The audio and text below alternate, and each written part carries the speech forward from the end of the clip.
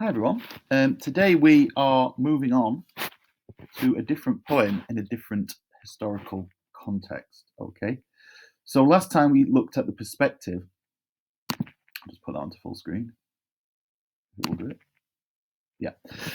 Last time we looked at a different perspective of war. This time we're going back to the soldier's perspective, but we're looking at it from a different historical context. And we're looking at a poem called 5-Day Requiem for Vietnam.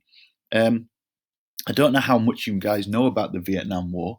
I know you know quite a bit about the First World War because you've been studying that in history.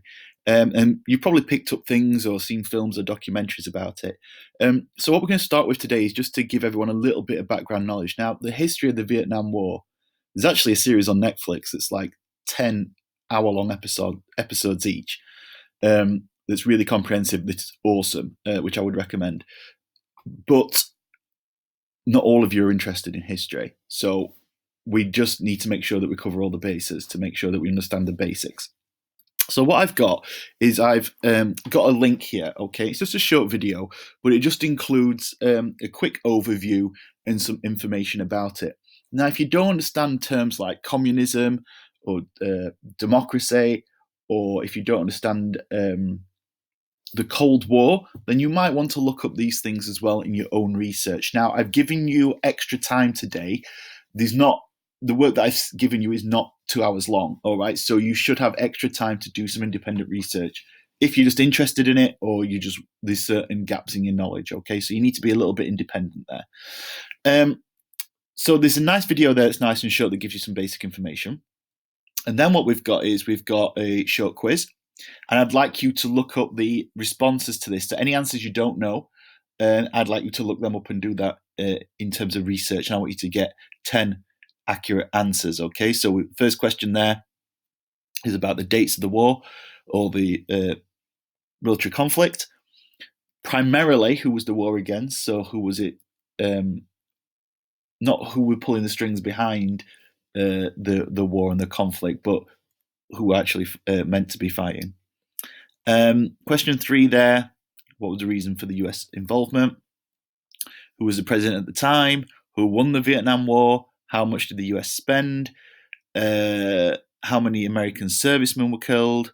You can also look at how many Vietnamese people were killed during the conflict as well.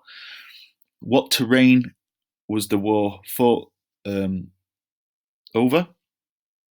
What larger conflict was it part of? I've already mentioned that. And was the war popular in the US? You're going to want to think about how that opinion to the Vietnam War changed over time, all right? Because it wasn't always the same. It changed, all right? So in your answer, you need to reflect that. Then what I'd like you to do is understand that a requiem relates to a Catholic mass or service, which is given in memory of the dead, all right? So that is an appropriate term to use for this particular poem.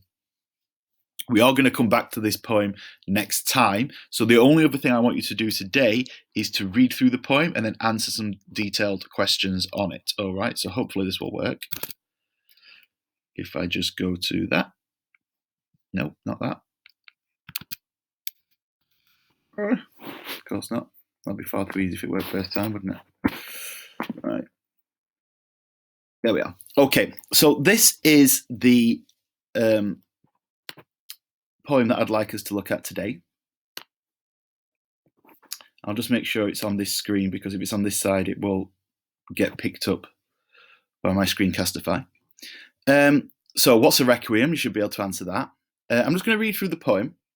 It's set out, the stanzas are set out, there's 5 stanzas. It's set out in terms of a week because it's 5 days of a week. So it's called a 5-day requiem for Vietnam.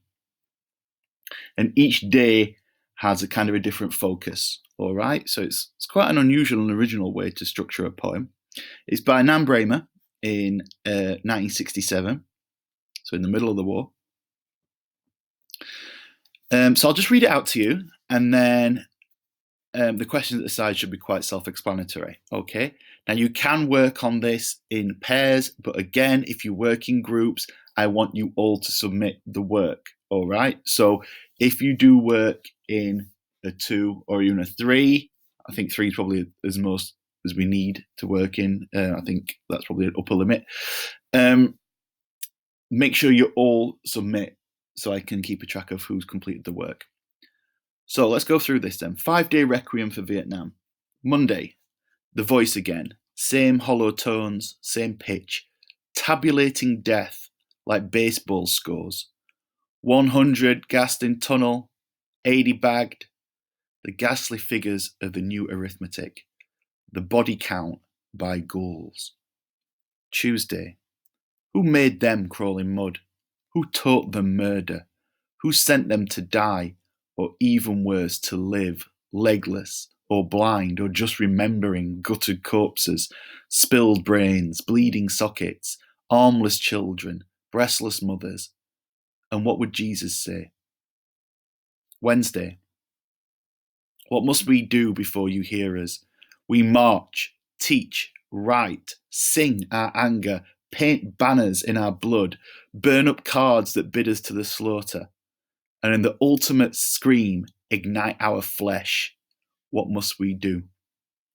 That igniting our flesh is reference to a Buddhist monk who, in opposition to the war, actually covered himself in petrol and set himself on fire. It's a very, very famous image, very powerful and obviously upsetting image, but it just goes to show how strong people's reaction were to the war.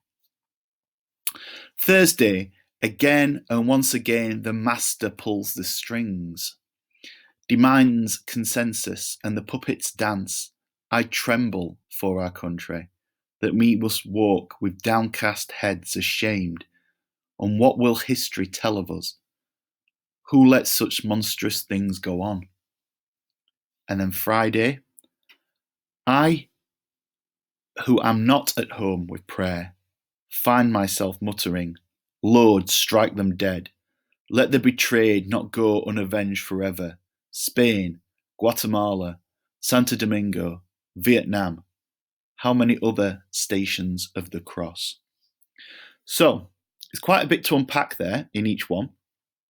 So, and each stanza is quite different. So what we need to do is you need to answer these questions. So the questions are here. I've put them in rainbow colours. I hope you like that. And each question needs to be answered in full sentences and in detail. Now you can, if you're working in threes or pairs, you can split this up between you. Okay, that's fine, I don't mind. As long as you all go through the answers and you all understand each other's work. All right, so you've got a good understanding of the poem. Okay, we will start next time by going through the answers to the quiz and also going through the answers to these questions. All right, so this shouldn't take 2 hours. It should take less than that, but there's a little extra time there for you to do some extra research or just make sure that your answers are really thorough. Can you please submit your responses to this online as usual by the end of the session?